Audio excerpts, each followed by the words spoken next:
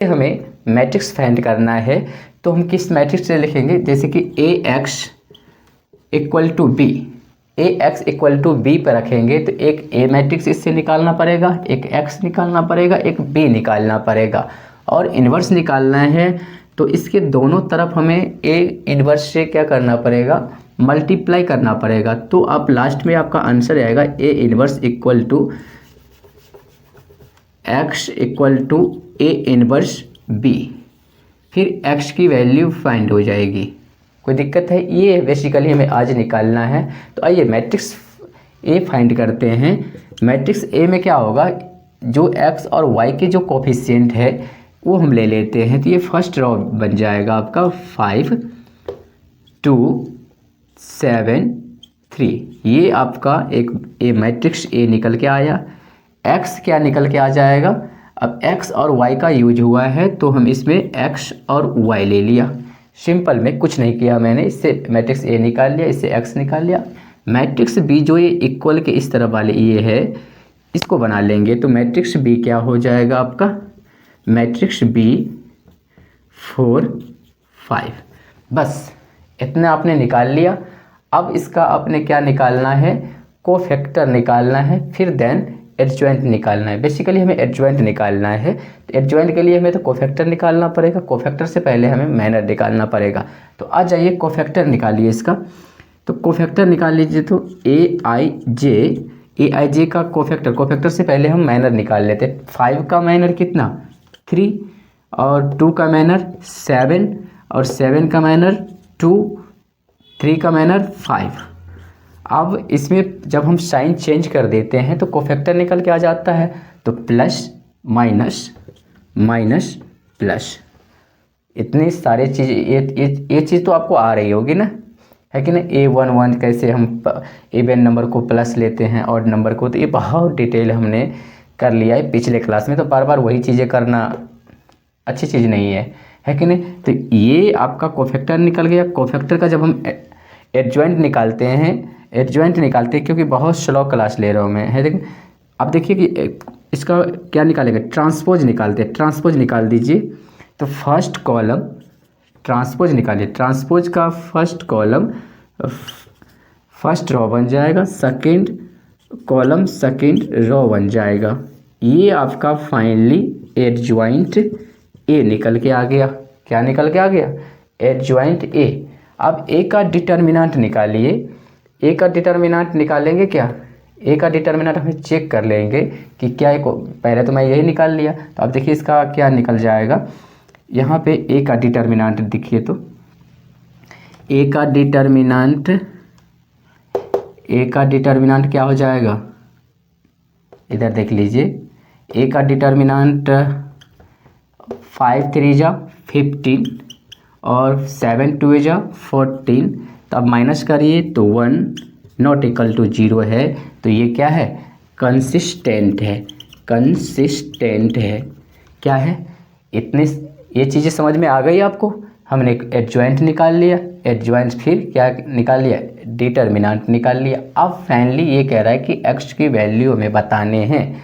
तो पहले ए का इन्वर्स निकालना पड़ेगा ना, ए का इन्वर्स। तो ए का इन्वर्स कितना आ जाएगा, यहाँ देख लीजिए। तो ए का इन्वर्स का फॉर्मूला क्या है, ए का इन्वर्स का फॉर्मूला आपने पढ़ा होगा, एडजॉइंट। तो एडजॉइंट ए अपॉन ए का डिटर्मिनेंट। एडजॉइंट ए कितना है, 3 -2 -7 -5 अपॉन ए, अपॉन क्या है 1। ए का डिटर्मिनेंट कितना है 1। इसका फाइनली आपका ए का इन्वर्स कितना निकल के आ गया, ए का इन्वर्स कितना निकल के आ गया 3 -2 -7 5 ए का इन्वर्स निकाल गया। आप कह रहा है कि x की वैल्यू आपको निकालनी है। तो x की वैल्यू निकालने के लिए आपको क्या करना पड़ेगा, x equal to A inverse b. यही फॉर्मूला निकालना है ना, x की वैल्यू इधर निकालनी है। तो चलिए आ जाइए। तो इसको क्या, ए का इन्वर्स कितना है, वैल्यू कितनी है, आप देखिए कि 3 है -2 है 7 है, सॉरी माइनस में 5 है। मैट्रिक्स बी कितना है, मैट्रिक्स बी आपने यहाँ लिया है ना। आप देखिए यहाँ पे तो ये कितनी हो गई 4, ये 5।